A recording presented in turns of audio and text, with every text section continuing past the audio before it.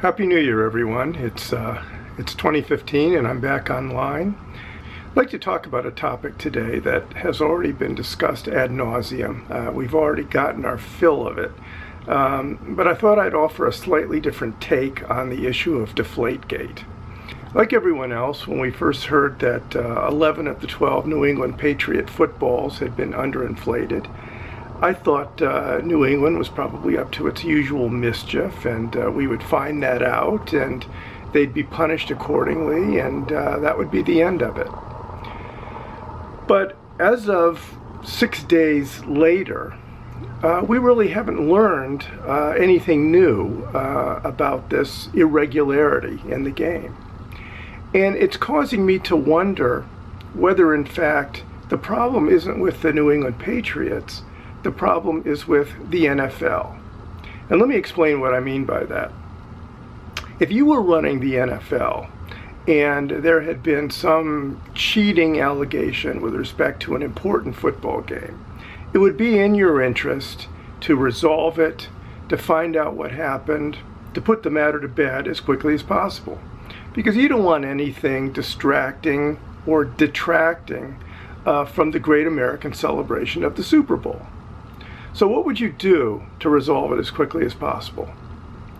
Well, what I would do is I would either send an investigator up to Foxborough, Massachusetts on day one and sit down with Bill Belichick and Tom Brady and ask them point blank what they knew and when they knew it, to use a Watergate phrase.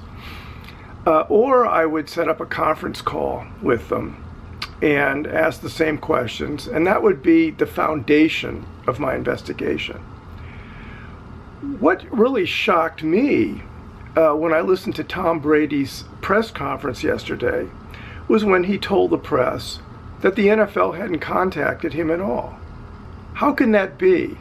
How can the quarterback, who is the person who would benefit from any tampering of the football, not be asked by the NFL immediately whether he had anything to do with the tampering of the football?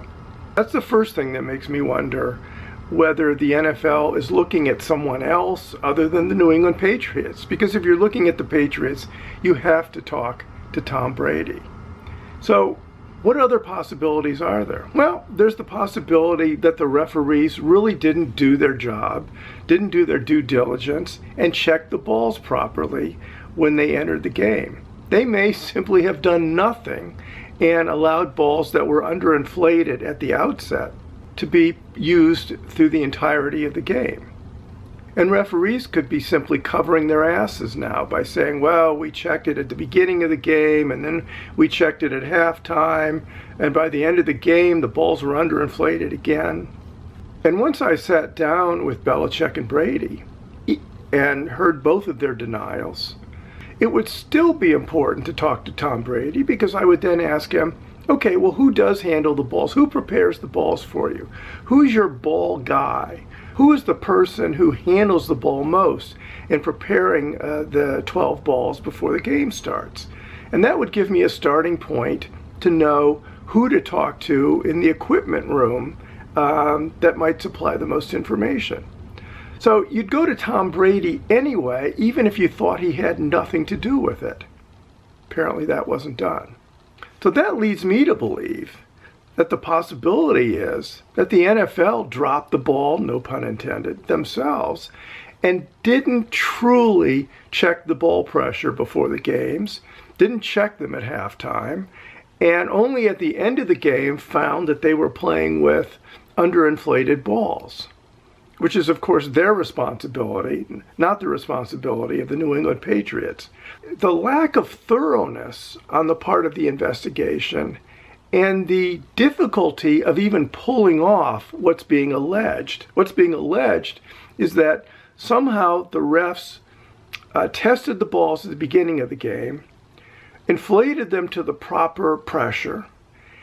Somebody on the sideline then underinflated them again while the game was going on, or maybe twice, because the league is suggesting that the refs were completely on it, inflated the balls properly to begin the game, re-inflated them again at halftime, and then still notice that the balls were underinflated in the second half. I mean, that would take a lot of ball tampering by somebody on the sidelines, wouldn't it? So let's go with the simplest explanation. Maybe the refs didn't do their job.